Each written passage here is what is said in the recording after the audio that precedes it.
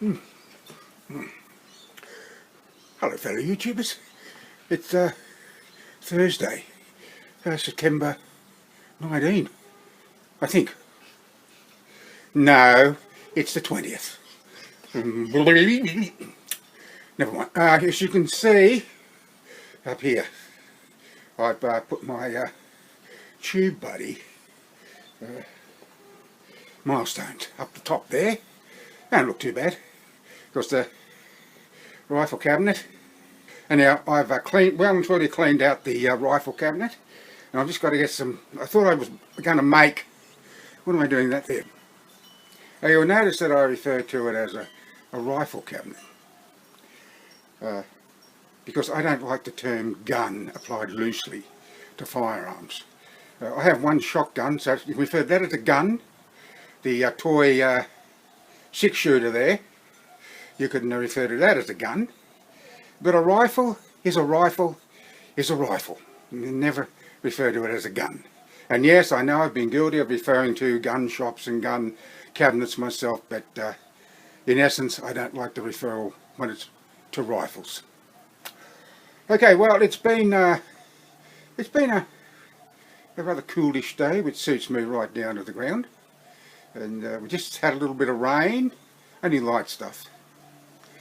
There's no rain forecast till maybe Sunday and early next week,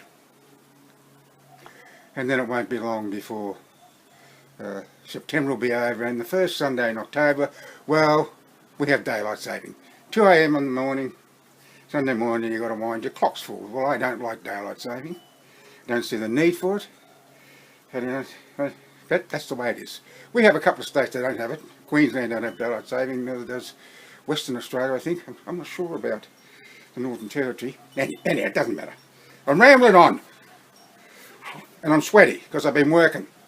And I'm sad to say that the prednisone that my doctor prescribed for me, that is supposed to help with your breathing, hasn't worked.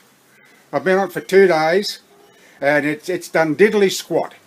I know there's a dear friend of mine, Glenda, aka J.K. Phelan, and she said that it worked to treat with her when she had pneumonia, and which is good. I'm so happy for her that it did, but for me it done nothing. Not yet anyhow, and I don't think it is going to do anything, but one man's meat, another man's poison. Some things work for some people, they don't work for others, and it seems to be the way with me. I had some, asked my doctor for a script of Valium. I thought it might relax me, and it virtually did nothing. Yet other people swear by it. Anyhow, that's the way it goes, isn't it? Well, I'm not going to ramble on anymore. I've just wasted something like 4 minutes. So I'll get on, because there's a subscriber and a regular commenter who's very keen for me to continue on about Stephanie. No wonder he fantasised about Stephanie from Just Another Day. Stephanie was the sister of Ruth Marlowe, wife of David, Jeremy and Doreen's best friends and next door neighbours. Unless you knew Stephanie and Ruth were sisters, you would never guess. For both were as different as chalk is to cheese, as Stephanie and her husband were. Mark Langley was a short, very ordinary looking, reticent, bespectacled, introverted nerd, which somehow seemed befitting for his profession as an IT consultant. All brains with very little brawn, if any, and to Jeremy, and indeed the majority of others, it seemed the most unlikely of unions. Stephanie was without a doubt the personification of the Greek goddess Aphrodite, as far as Jeremy was concerned. An out-and-out extrovert. She was tall, shapely, athletic looking, and the most beautiful and sexy woman that Jeremy had ever seen. And she knew it. Flaunted it too. She would deny she was a tease. What woman wouldn't? But she couldn't deny she was an exhibitionist. Under normal circumstances, Jeremy didn't like the sight of most women's exposed navels. For God knows there are a plethora of them these days. simply because they were usually surrounded by flab and looked slovenly. But not so with Stephanie.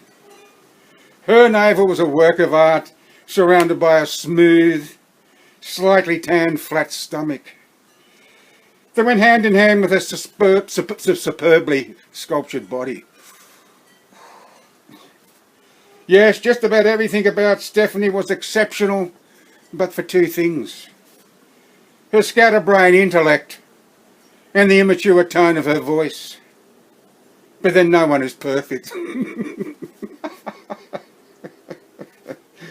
Whenever she and her husband visited David and Ruth's home for a Sunday barbecue lunch, she invariably sought Jeremy's company and would talk to him.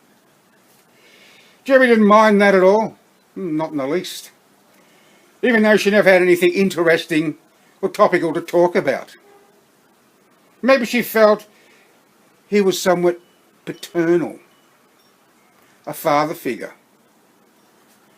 and was someone who took the time to listen to her when others wouldn't or didn't care to. But if she knew the illicit thoughts Jeremy had about her, she'd probably slap his face. And no doubt he would deserve it. His wife would say he deserved it too, and Ruth, and vilify and castigate him to no end into the bargain.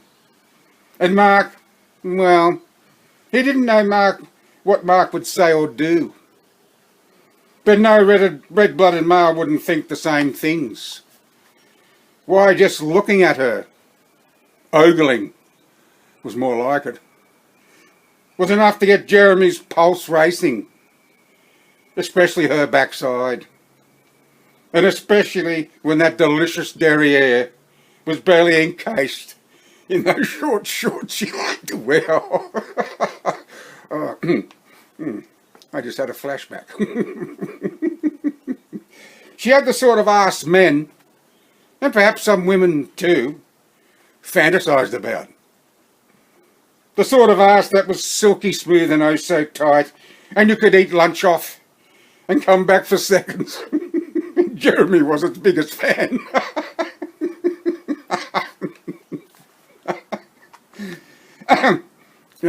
And she had a habit of wearing loose-fitting halter tops without a bra. And while she didn't have big breasts, what she did have were firm and more than a mouthful. And when she bent over to pick something up and those shorts disappeared into the crack of her arse, and she was all but naked, she was certainly a mouth-watering sight. Oh, that's what Jeremy fantasized about time and time again, having her naked before him on all fours. He naked too, kneeling behind her with his hands gripping her smooth tan thighs as he ravished her nubile body. God, what must it be like to be able to do exactly that, he would think. It'd never happen, of course, just a fantasy of a sex-starved male. And he'd probably be disappointed. Women with bodies like hers are often all show and no go, if you can believe what's written in those forums of men's magazines. Not that Jeremy had read many of those. Not recently, anyway. Makes sense in a way, if you think about it. For all Stephanie would have to do is lie naked on her back and let Mark have his way with her, which probably wouldn't take any time at all. So why would she need to exert herself? His wife certainly didn't exert herself, at least not in bed, not now or in the past. And he sometimes wondered if women like having... That's that thing on the windows, it keeps popping up with Facebook notifications and on new... Anyhow, sorry about that. Right, his wife certainly didn't exert herself. Yeah, I'm repeating myself. At least not in bed. Or now, not now, or in the past. And he sometimes wondered if women like having sex with men at all. Maybe that's why there are so many lesbians. And because there are so many lesbians, that's why there were so many homosexual men. At least That's the way it seemed these days with everyone coming out of the closet. Maybe Stephanie had lesbian tendencies too. Now there was a thought. Too bad he didn't know another woman as stunning as she, so he could fantasize about the two of them making love. But no, Jeremy didn't know anyone else like that, so it was pointless thinking about it, and he just had to be satisfied with the lurid images he was able to conjure up and savour the now and again treat that was the marvellous sight that Stephanie provided. When Jeremy opened his eyes again this morning of just another day, he was surprised to see the natural light streaming through the open blind of the bedroom window. Considering the throbbing ache and the monotonous tirade of the frog, he had thought he was fighting a losing battle to win sleep. But obviously the mind drift had started to experience it taking him a long way from the pain. And the noise had been able to do just that. What a remarkable thing the mind is, he thought, as he stared at the clock sitting atop the chest of drawers directly opposite his side of the bed. He interpreted the time as being 20 minutes before 10, but after blinking several times in quick succession, not only clear his eyes but his mind too, he realised then that it was 10 minutes before 8, so he decided to remain in bed. His right leg was still tender, but at least the anal pain had subsided. But he had a slight headache over his left eye. And with what he had experienced earlier on this morning of just another day, he relished, and not for the first time except since accepting his voluntary redundancy package 2 months previous, to be able to do just that. Jeremy had never been a morning person, but because he had always worked during the day for the past 32 years, he had had to drag himself out of bed early to do so, come rain, hail or shine. But now he didn't have to, and he liked that. And he liked it that it was still raining. Like the sound of rain, Jeremy did. Reckon things were quieter when it rained because people tended to stay indoors and weren't outside making a nuisance of themselves.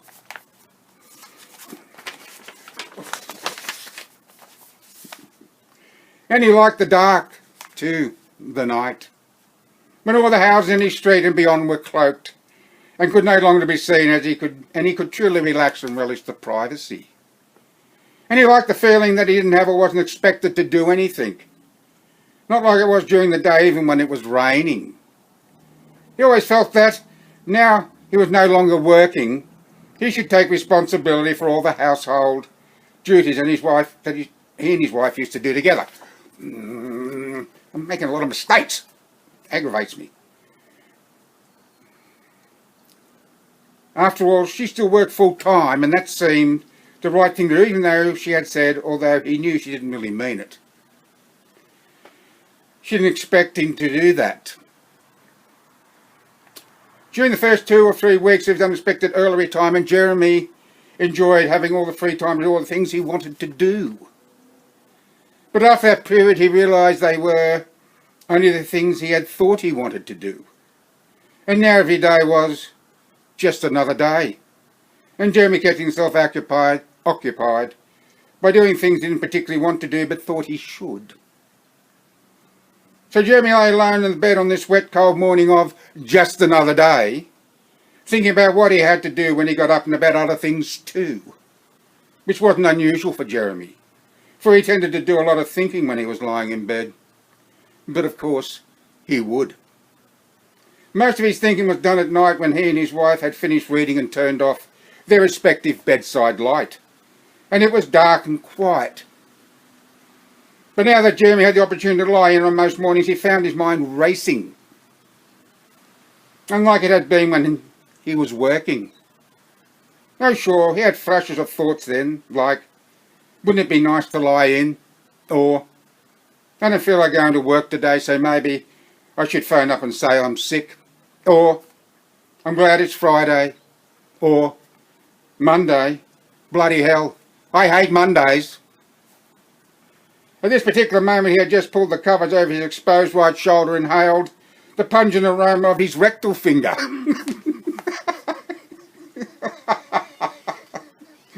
The finger he had thought earlier on this morning of just another day he wouldn't smell and didn't need to wash, but now wished he had. And he thought, just imagine the stench of that finger if I hadn't showered before going to bed. How can people not shower before going to bed? Jim had asked himself that question before. His wife too had asked the same question. And other questions over the years that she thought might sound a little strange, which was a relief to Jim because he had thought in the past that some of the things he thought about nobody else didn't, which was, I've really mucked that up, haven't I? His wife too asked the same question, and other questions over the years, that she had said she thought might sound a little strange, which was a relief to Jeremy because he had thought in the past that some of the things he thought about nobody else did, and now he knew different. And how wrong he was to think they wouldn't. He and his wife always showered before they retired for the night. Unlike others they knew, a few of he and his wife's friends and family they sometimes visited and stayed overnight with, who showered in the morning. That was okay if they did so again before going to bed. But sometimes they didn't. And Jim and his wife couldn't understand that. How could anyone take off their clothes and get into bed with a dirty, smelly body? Just didn't make sense as far as they were both concerned. It'd be alright if they at least washed their privates. For it didn't matter who you were or what you did, whether working or not. Everyone, without exception, exuded anal secretions, urine, perspiration, and all bodies of all people accumulated dirt, dust and grime, as they progressed through their own personal trials and tribulations of any day of just another day. Poor Jeremy. And he wondered too, if those people go to bed with dirty bodies have sex. Maybe. Probably a quickie. Slam bam, thank you ma'am, sort of thing. But that'd be alright, like it was in the back seat of my car before Dora and I were married. Couldn't imagine having oral sex with, and with a partner with a dirty body though. Good God, no. Don't have to be concerned with any of that these days, do I? No. Might as well take a vow of celibacy. Start masturbating again while I fantasize about Stephanie. Probably wouldn't be able to get an erection. Been a long time since I've had one of those. Used to be a time when I'd wake in the morning with a piss horn. But not anymore. Never did me any good anyhow. Just made it hard to piss into the toilet without squirting all over the place.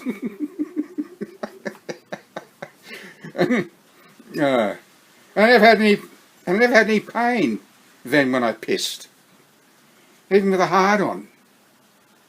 Do now though. Not all the time. Just now and again. Makes me flinch too, I can tell you. Maybe got something wrong with my prostate. Who knows? Might as well resign myself to the fact that things are different now. I'm different. We're all different. And older. 52 isn't really old though, is it? But I'm unemployed now, so maybe it is. Never been unemployed before. Don't yet know if I like being unemployed or not. Jeremy yawned. Oh well, maybe I should knuckle down and start looking for another job. Or maybe I could start an online business and take advantage of the World Wide Web. He yawned. Yeah, maybe. Yawned again. Then closed his eyes. And as he lay listening to the soothing sound of the rain, his mind started to cloud over. And in no time at all, time ceased to exist, and sleep enveloped him. Good night, Jeremy. Well, that's enough of that. What did we get this time? 21 minutes! Holy smoke! Doesn't time fly when you're having fun? Oh, just another day. See, there's the light. What's the difference in the light? Oh, well, never mind. Alright, I put that down, and now the light's changed. See how it's changed? It's very cloudy. Oh, it's 25 to 6. Another 25 minutes before the news. Well, I want to thank you very much for watching and listening. I hope you enjoyed it. I know it was a little bit risque. Some might even say downright dirty and filthy. But I will put a warning. That's too late now, especially if you've watched this. So what the hell's it? But I will put a warning in description. Yeah. Warning. Adult themes. And until next time, which will probably be tomorrow, but you never know. One day at a time kind of thing. Bye for now. And I hope you enjoyed that, Stephen. Especially the bit about Stephanie.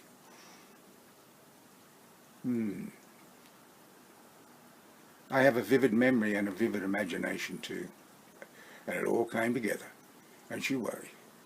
There's a little bit more about Stephanie as we proceed through the book, or the novella. Uru.